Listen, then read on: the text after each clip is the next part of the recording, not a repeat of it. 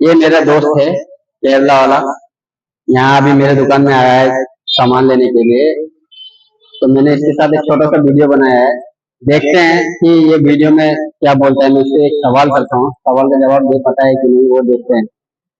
നീ ഇവിടെ എത്ര നാളായിട്ട് പണിയെടുക്കുന്നത്? 5 കൊല്ലം. 5 കൊല്ലം. നിന്റെ വീട് എവിടെ? മുപ്പത്തളം. പേരെന്താ? വിഷ്ണു. വിഷ്ണു. ശരിക്കും പറഞ്ഞാൽ നീ എന്താ പണിയെടുക്കണേ ഇവിടെ? എവിടെയാ? ആ, ഞാൻ ഇപ്പൊ ജിയോയുടെ നെറ്റ്വർക്ക്. ജിയോന്റെ നെറ്റ്വർക്ക് മെയിൻ്റെനൻസ് ഉണ്ടല്ലേ? അപ്പൊ അതിന്റെ ബേബേജില് മറ്റേ വണ്ടികൾ തൂക്കാന്നല്ലേ? എന്ത് ഗോഡൗൺ?